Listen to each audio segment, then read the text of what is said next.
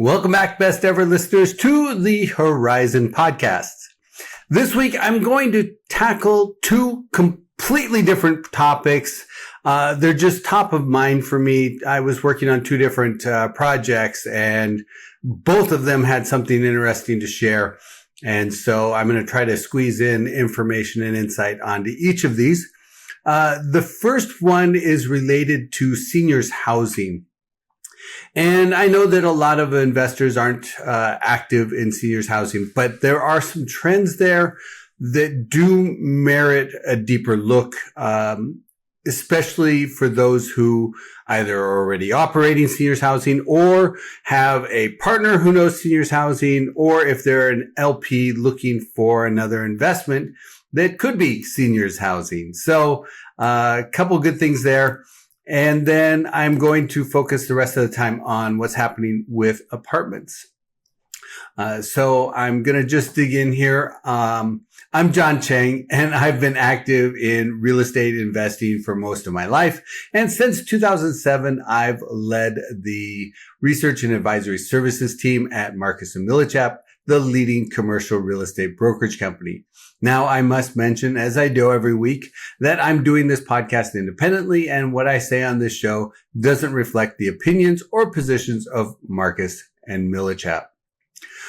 So, as I was saying, I did a presentation the other day for seniors housing, and as I was digging into the current trends, I came across some important and interesting information that I think investors may find value in.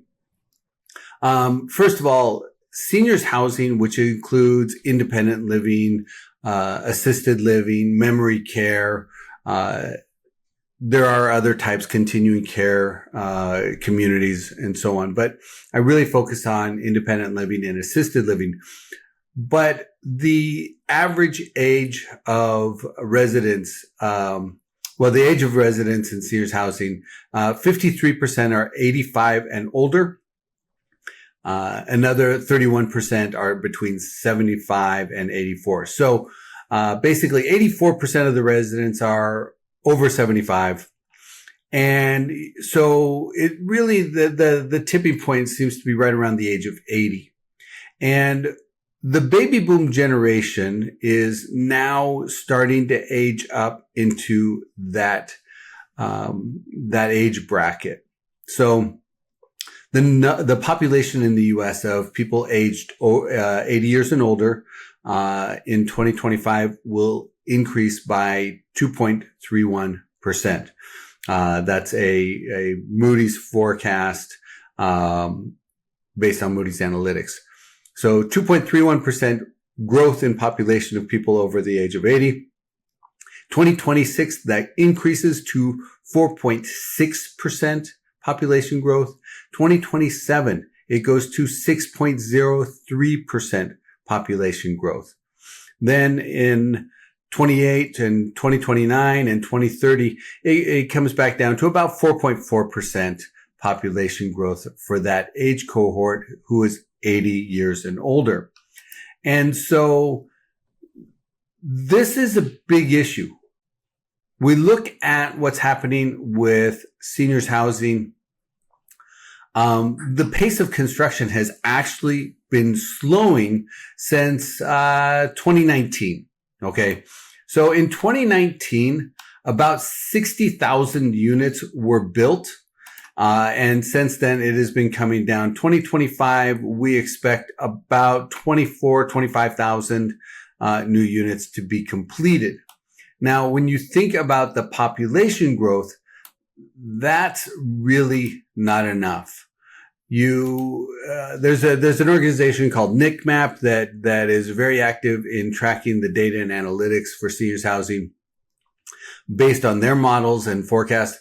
They said that we need to build about 120,000 units to keep up with the population growth in 2026. 2027, it goes to about 140,000, and then it starts to taper from there. But basically, we need to build an order of magnitude, like more than double the most construction that we've seen in the last 15 years. 60,000 units in 2019. We need to build about 120,000 in 2026 and 146,000 in 2027. That is just not going to happen. There's no way that many units will be built. And that is to maintain the status quo. That is to maintain current occupancy rates. That's how many units will need to be added. Now, I'll point out that the independent living, current vacancy rate of independent living, actually they measure occupancy rate. The occupancy rate for independent living is 89.2% as of the second quarter. To put that in perspective, pre-pandemic, it was 89.4%. So we're basically where we were prior to the pandemic. The assisted living occupancy rate, 88%. Pre-pandemic was 87.1. So we're exceeding it for assisted living and memory care, Alzheimer's and other higher care situations for patients. Current occupancy, 87.3%. Prior to the pandemic, it was 84%, 84.6. The long-term peak on all of these is right around 90, 91%, maybe 92% for independent living. So basically, when we went into the pandemic, there were a lot of issues with seniors housing. The occupancy rates fell by about 100 basis points or 1,000 basis points, right? So occupancies went from the high 90s or high 80s down to the low 80s or even into the 70s for some properties. And it's bounced back. And just to maintain that level of occupancy will require an order of magnitude of construction that it just won't happen. There's just not enough in the pipeline. The costs to construct are rising because of tariffs, because of labor costs. The availability of all of the resources need to add to these properties just isn't there. So we're basically going into a shortage. When you look at the rent growth for the seniors housing properties, assisted living, about 4.3% rent growth in the last year. That's more than double what we saw for our apartments in the last year. Independent living, 5.5% rent growth. Memory care, 3.4% rent growth. If you look back over the last 6 years, basically to 2019 before the pandemic, the net rent growth is about 31% for independent living, 30% for assisted living, and 26% for memory care. To put that in perspective, apartments was also about 31%. Industrial properties hit 40%. That's the top performing rent growth over the last 6 years.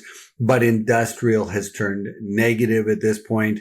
On a year-over-year basis, industrial rent growth is negative 1.5%. So my point here is that seniors housing is currently outperforming pretty much every other property type in terms of rent growth. Occupancies are climbing, and the outlook over the next 5 years is exceptional as the aging population fills up the existing inventory and construction does not keep up.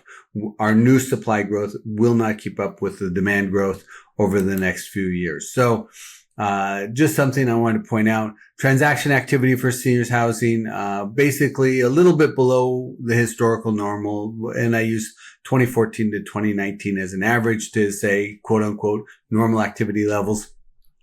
We're a little bit below that. We are seeing an uptick in the rent, the price per unit, and the cap rates have ticked down slightly to 8.2% as of the second quarter. Now, remember, the cap rates on these, it's just like hotels, right? There's a lot more that goes into the operations of these properties. So they do offer a higher yield because you are effectively running a business. But as an investor, the outlook for the sector remains exceptionally strong. And I anticipate that we could see some downward pressure on those cap rates. At the height of the market back in 06, 07, the cap rates got down to about 6.9%. So that gives you a benchmark.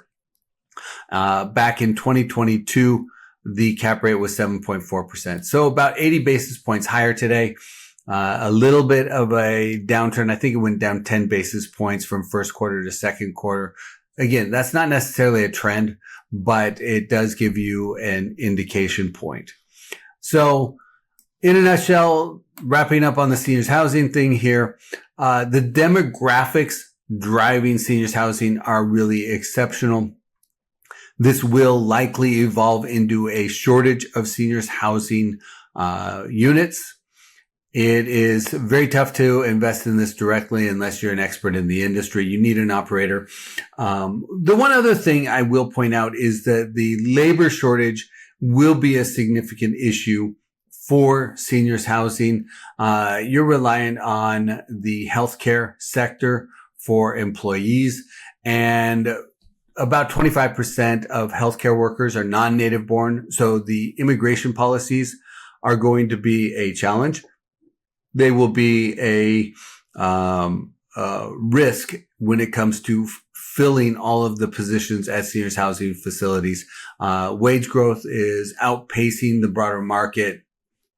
You're looking at some sectors of seniors housing looking at, 7-8% wage growth on a year-over-year basis. So definitely going to have some challenges staffing these facilities.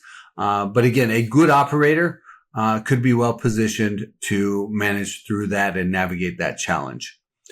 All right. So I'm going to shift over to the second part of this conversation, which is multifamily. I was on the phone the other day, doing an interview for a publication, and, they asked me will multifamily continue to outperform? And, they also asked me, hey, if it was your money, where would you invest? And I get that question a lot. Multifamily is one of the strongest assets. I'm not qualified to run a seniors housing facility, so I would not go that direction personally, although I may invest in something like that as a passive investor, with a high quality operator. But multifamily, in my opinion, remains very well positioned, especially over the long haul. When you look at the absorption, and that's really what I was drilling down into.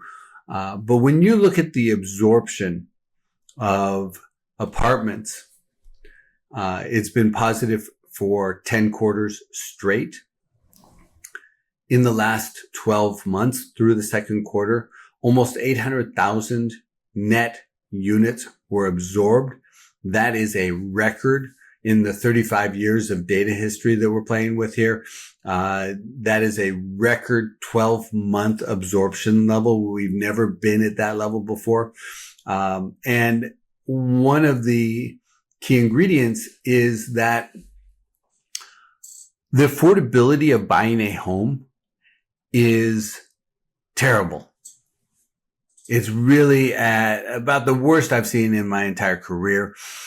The percentage of households that can qualify for a Freddie Mac mortgage, for a median priced home. This isn't any spectacular house. This is a normal, regular, everyday, right down the middle of the road, something, whatever, 1,600, 1,700 square foot, one level, single family home. The median price on that has been going up.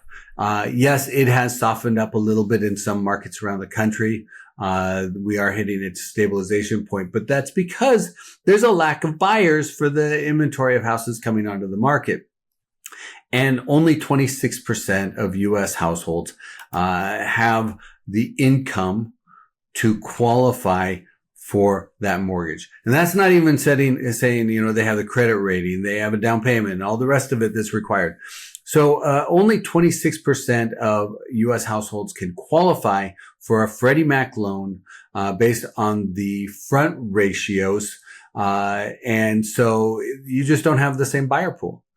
And as a result, a lot more people are staying in rentals a lot longer.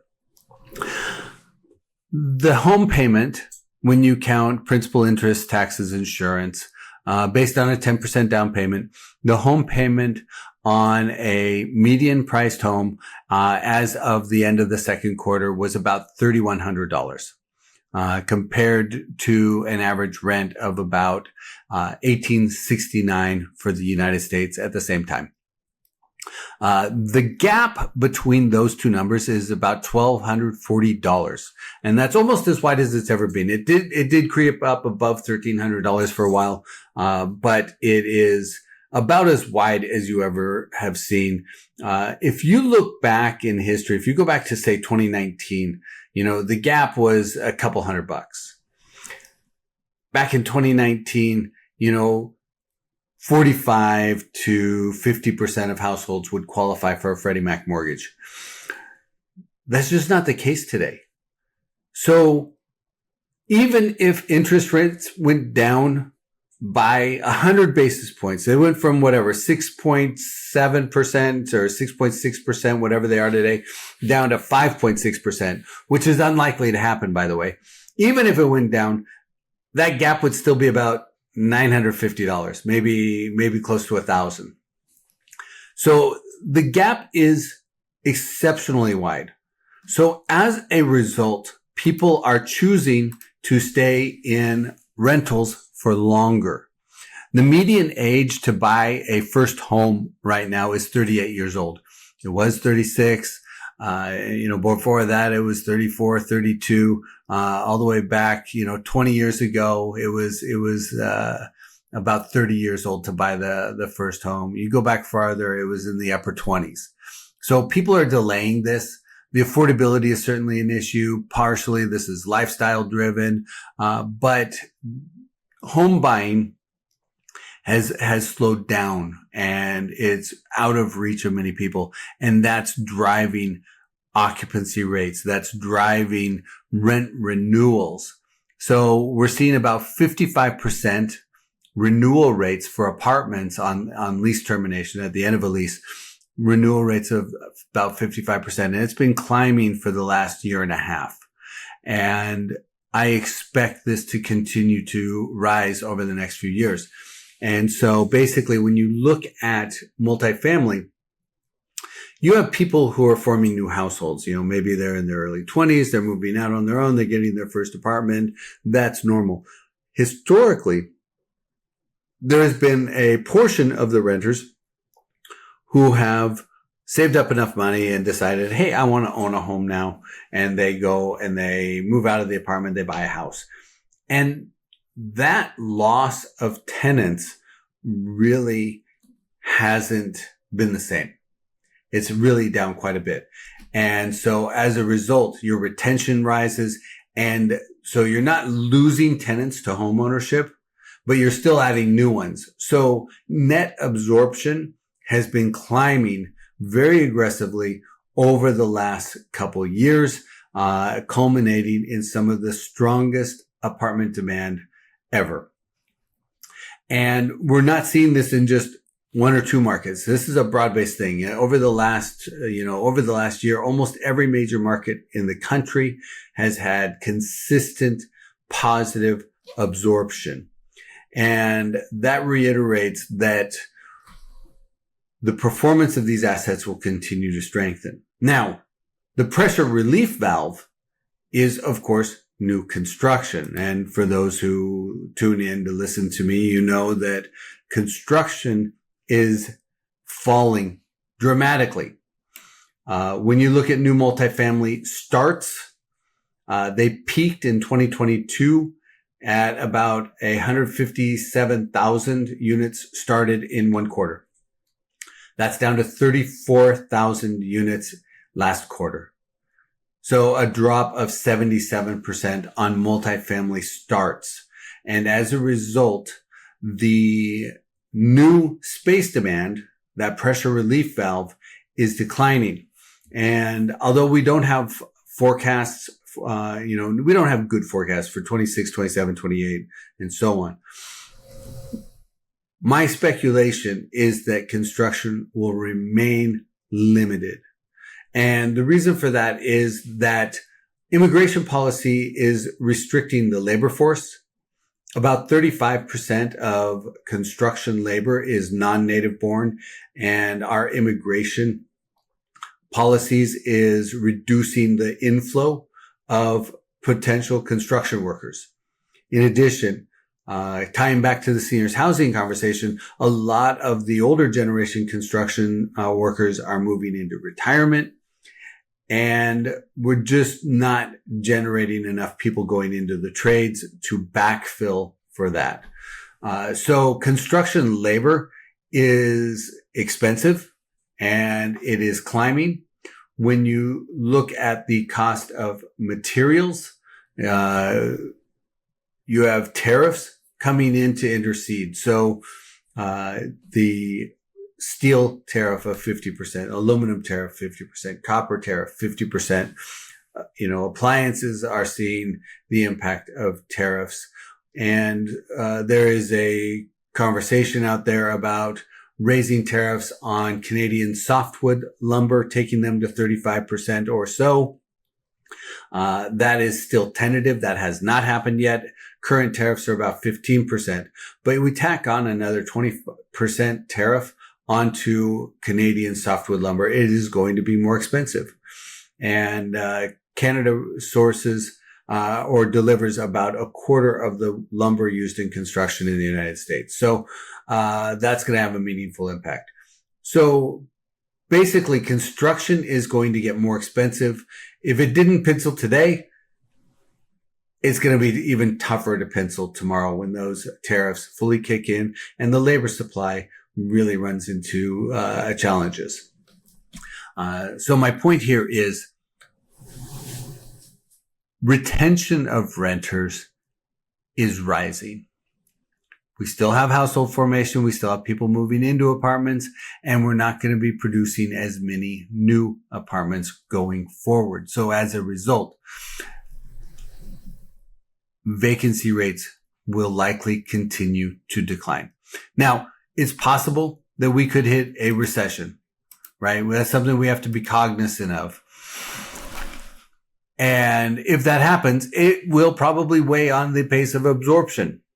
But even kind of the worst case scenarios, quote unquote, if you look back at past recessions, in 2001, 2, with the dot-com issues, absorption went negative for 2 quarters. We lost net negative absorption in those 2 quarters was 150,000. In 02, 03, you had another 2 quarters when absorption went negative, about 145,000 over the 2 quarters. In 2008, 2009, following the global financial crisis, we had 2 quarters of a negative absorption, 190,000. In 2022, we had 3 quarters of negative absorption. That was minus 210,000. That was the snapback following the pandemic. So that was kind of a different circumstance. But if you look at it and you look at how many units are being absorbed in any given quarter right now, in the second quarter of this year, we had net absorption of 241,000, right? That's, if you look at the 3 quarters of negative absorption following the pandemic, that was 210,000.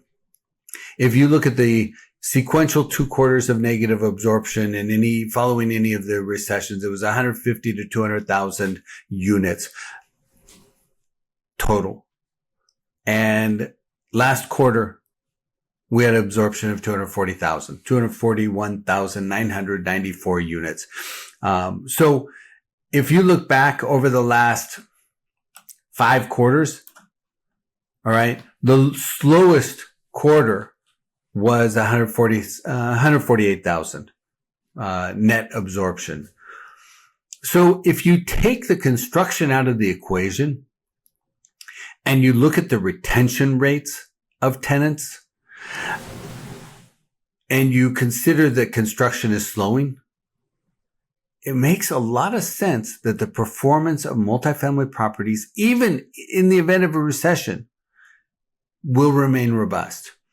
The other pressure relief valve is if the housing market softens dramatically. Home prices drop, interest rates go down, and home builders, single-family home builders, ramp up their pace of construction. That would be another way that the market could move to a different equilibrium level. But single-family builders have been slowing down their construction too.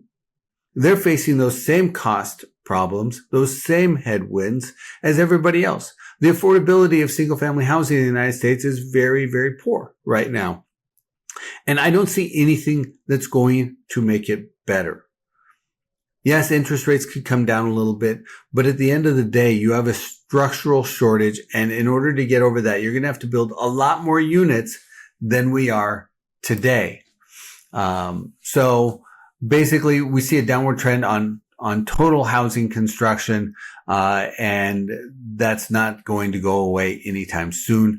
And as a result, the supply and demand metrics are going to tilt to drive vacancy lower, and that in turn will spur rent growth. Now, every market is different, right? So you kind of have to look and pick and choose. And, for the last several years, all the capital was flowing to the Sun Belt, Florida, Texas, Phoenix to a degree, maybe to a degree, Las Vegas.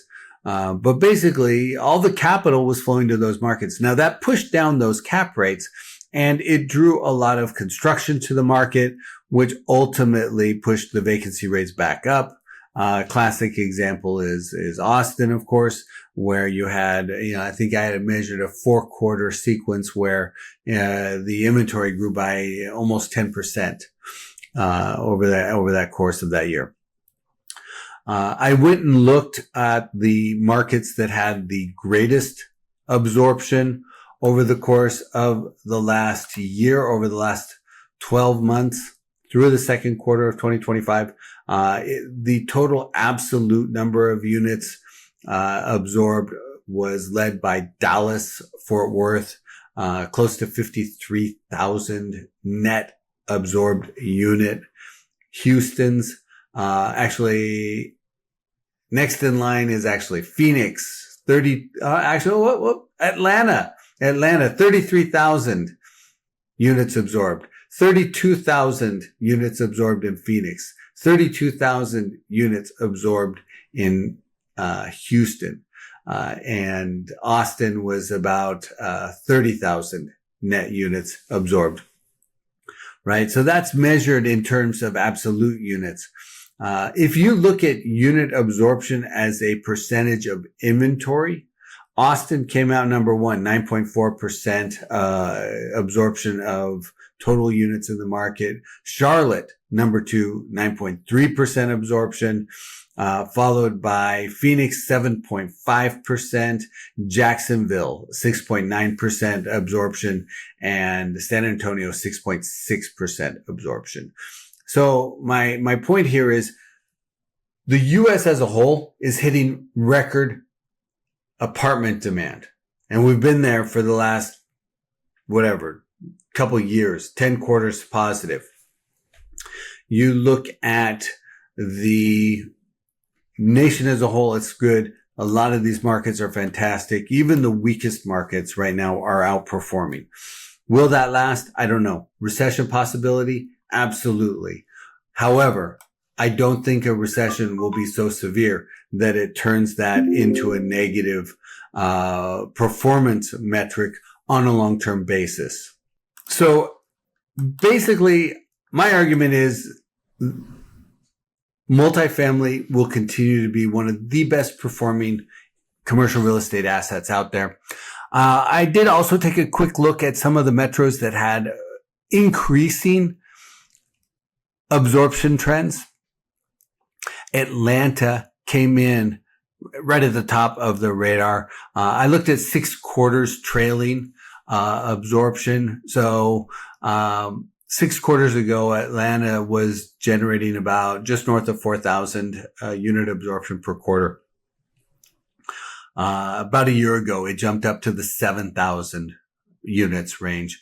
And last quarter, it got up to 10,000. So Atlanta has had increasing demand drivers.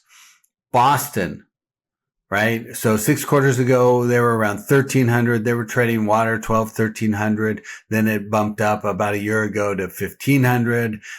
3 quarters ago, it was 2,600. Last quarter, it was 6,000. So the momentum positive in Boston. Chicago, also positive. Again, 6 quarters ago, 1,400.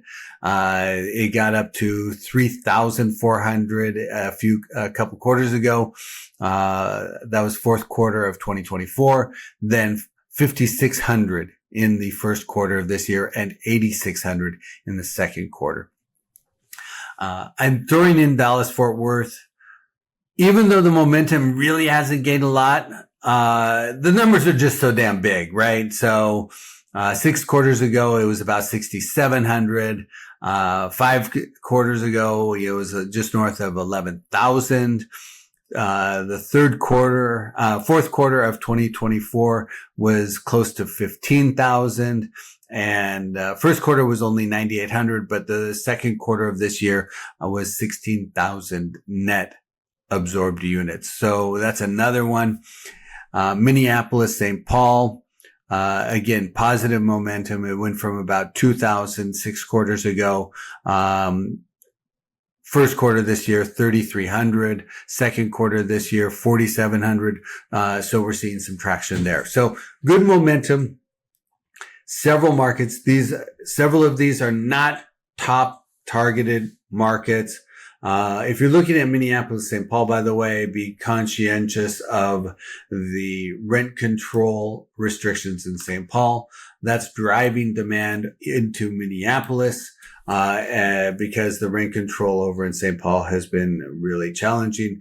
There is momentum to drive that out and get rid of that rent control because it has been so bad for the St. Paul market. So, just be careful where you're aiming at when it comes to that market. But net, the momentum's positive. It could see a headwind because of if we hit a recession, but I don't think it will be that severe relative to the positive momentum we're seeing in the market. And that construction level just really is unlikely to pick up. And as a result, those occupancy levels should climb. Rent growth should increase as we go forward.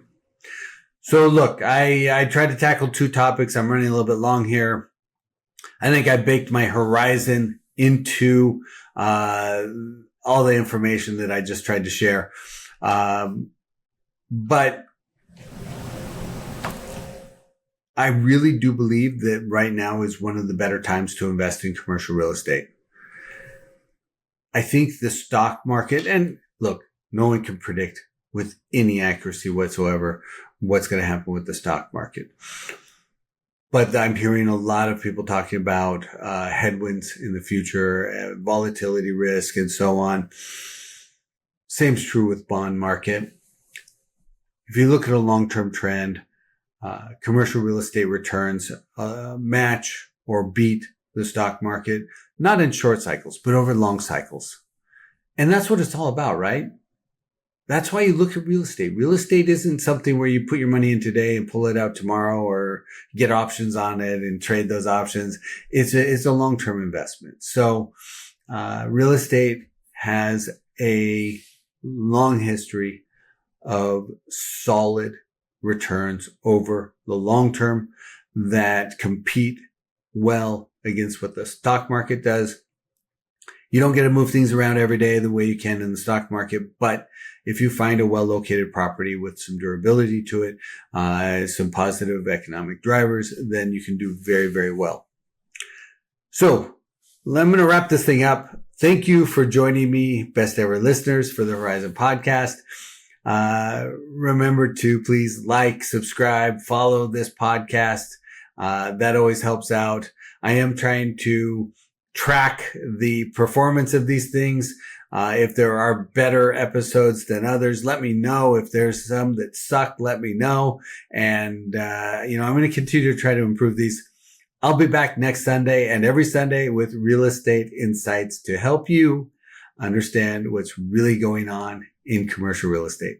So I will see you next week. And as always, keep your eyes on the horizon.